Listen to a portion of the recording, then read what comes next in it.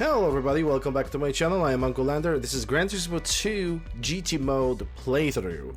On the last episode we have managed to finish the South City event, manufacturer event, and on today's agenda we're gonna start Gran Turismo League. The way we're gonna do the episodes, we are basically gonna go through every single national championship as a separate episode. We're gonna basically move one episode per time, and to bring variety to this, basically for every single of the races we're gonna bring different cars at all time, well, at least mostly. So we got Japanese nationals, French, Italian, US, British, German championship. Down on the second page we're gonna have European and Pacific League, which is in the end we're gonna wrap it up with the Gran Turismo World League. So let's start with the Japanese National Championships. The first race, all the races are going to happen at Midfield Raceway. And the first race is demanding us to get a car that is less than 197 brake horsepower. And already have a car perfectly prepared for that job. For this race, I decided to take a Vivio RXR. Currently, this car has 174 brake horsepower with 699 kilograms of weight. So, let's go. Japanese Nationals, the first race of the day and also the first race of the episode, just like every single other one. This one is also recorded live on Twitch, twitch.tv/UncleLander. Coming in, say hello, it's nice, and we are playing variety of video games. Alright, let's set up the car. 4.5, let's set up the 6.5 because this car is, it's technically a K car.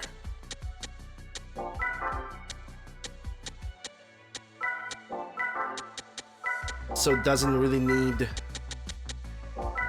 that much of an adjustment.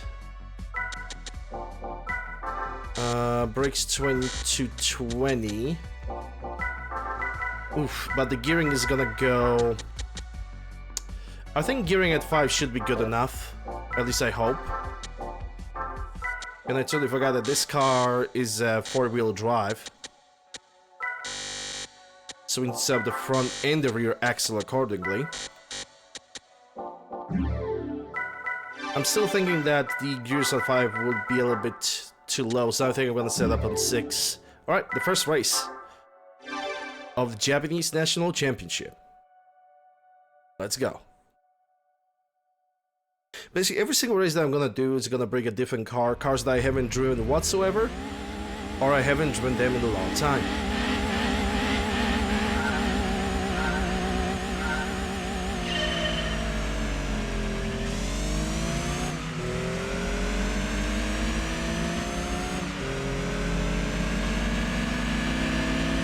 You can see that turbo is actually putting a lot of work into this car.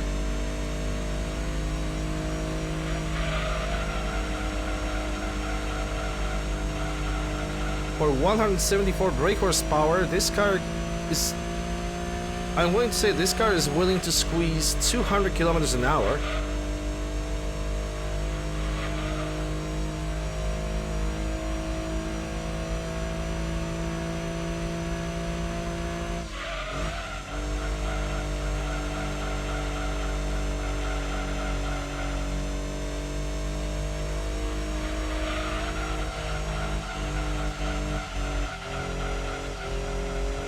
I guess I could set the front band rebound to 3 for additional grip.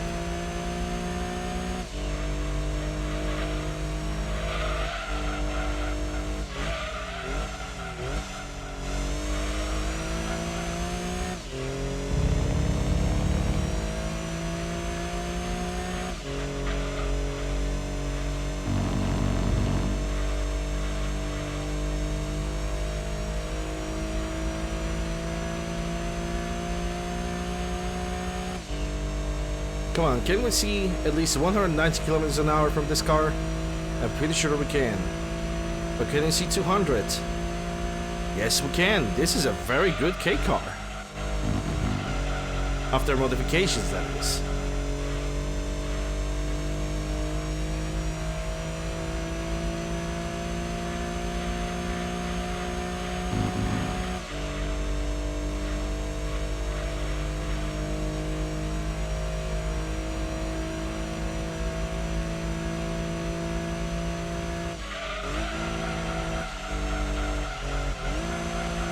It's not obnoxiously loud. It's a very good. It's a very good car. A very good Subaru.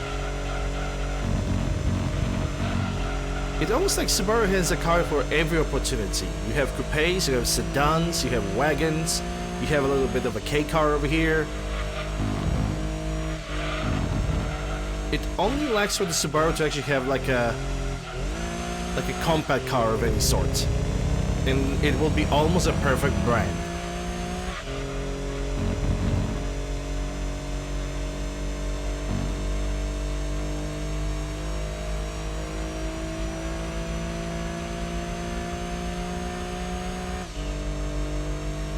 Alright, off to the finish line. Finishing the first race of the Japanese National Championship.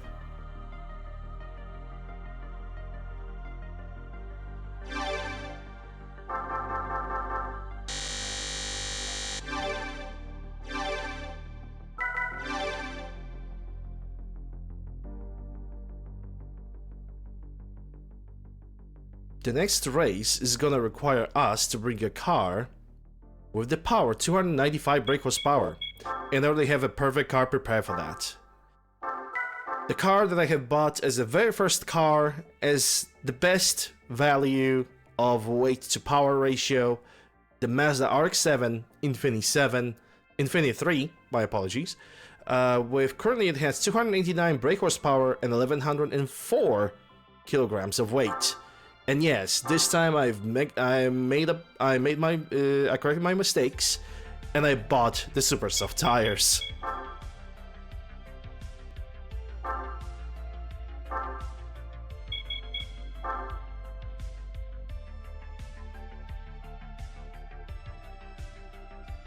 Alright, let's set up this car. Well, definitely we're gonna bring this up, because it's 200 brake horsepower, I guess 90 at the front would be good. 135 on suspension, not too high, but also not too low. Let's bring 4 and 8. Camber might stay as it is. Toe maybe at the front at 0.5. 5 and 6 on the stabilizers. 20 and 22s on the brake control. The gearing is currently at 8, and it might actually be good enough. Let's have the limited slip differential on 5, because I don't really think that this car is gonna understeer that badly. It's not a highly powered car. Alright. Let's see what this little beast can do. And they have quite a competition. Honda S2000, a modern Silvia, a Mitsubishi 3000 GT, Toyota RS200, Honda Civic Type R.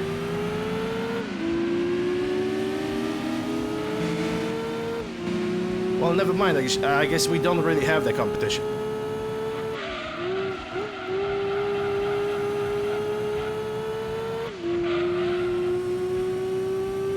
I believe the competition kind of softened up.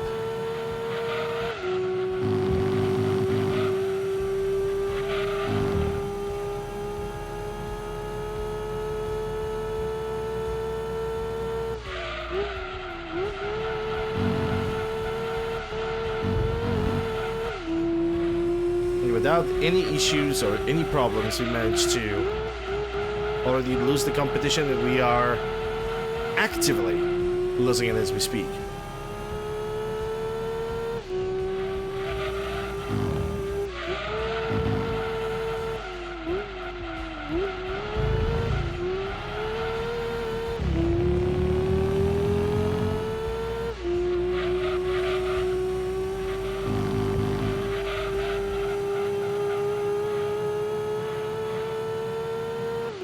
Let's check if we can get the maximum speed on this car just by driving on this straight over here.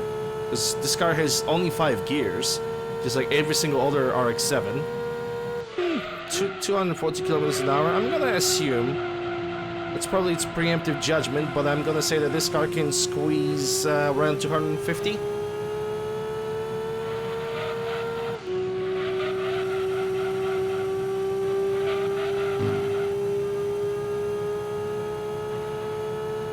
Though I wish that fully customized service gearboxes. Would always change the gears to so you can have 6 gears, not to just have maximum 5.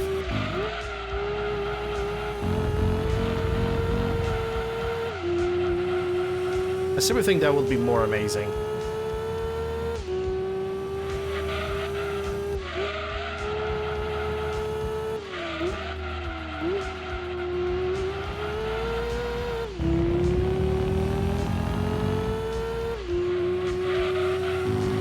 I wonder who's in the second place, because that guy definitely has some power on him.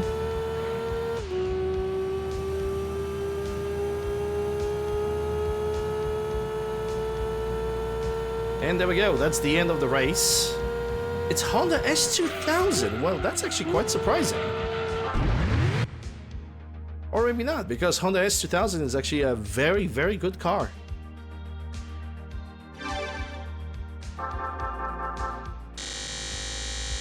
Also, one thing that is worth to mention, for national championships we are not gonna get any rewards. It's only when it comes to Pacific and European championships is where the game is gonna decide to give us an actual rewards. But about that we're gonna have a little bit of a conversation about that a little bit later.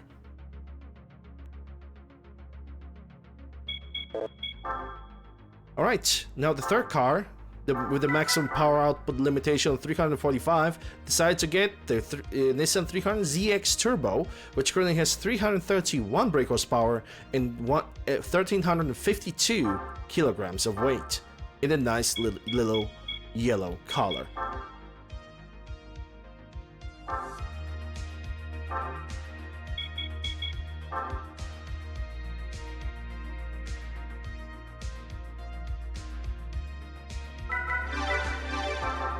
Yeah, definitely 4 or 5 over here. You have 300 brake horsepower, so I guess 90 should be good enough. What about suspension? I guess 110 should be good enough for you. 4 and 8. Camber might be good. The toe at the front is gonna be adjusted. Steppers are 5 and 6 as per usual. 2022 on the brake controller. Gearing at 10 is gonna be good enough, actually, I believe. Let's see. LSD diesel at 5 as well. Let's see. Let's see how this car is gonna perform with this setting. Sadly, we are not gonna take this car anymore, though I wish I could. Maybe sometime in the future.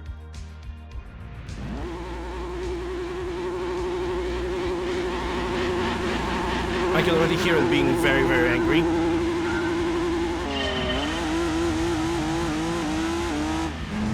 For a car with a turbo, it does not really have a lot of that turbo.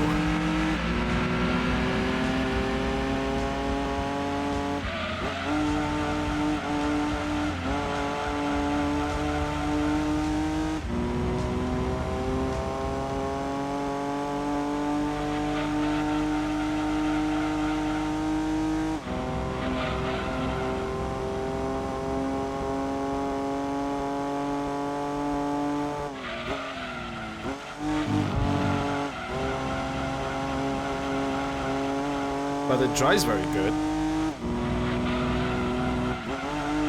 It has a little bit sense of oversteering, but if I could be honest, I believe it's that if I could push this car a little bit more, it would be a pretty fun way to oversteer this car. A little bit drifty, maybe.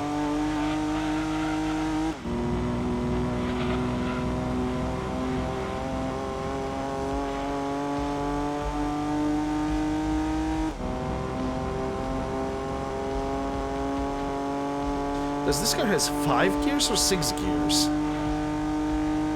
No, it's got 5 gears because it will immediately switch to 6th gear like right now, as we barely touched the red rev limiter.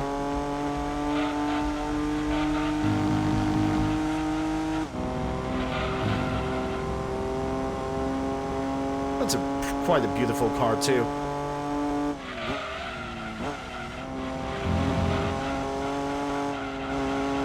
It definitely has a unique shape.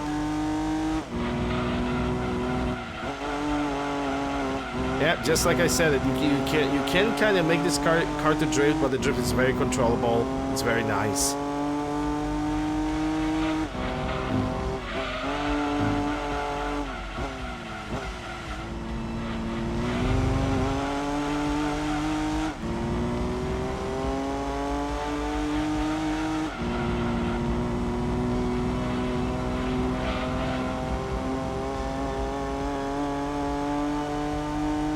And by crossing the line right now, we are ending the last race of the Japanese National Championship. And guess what? The same car is on the second place, and also just finished the race with 4 seconds of being behind us.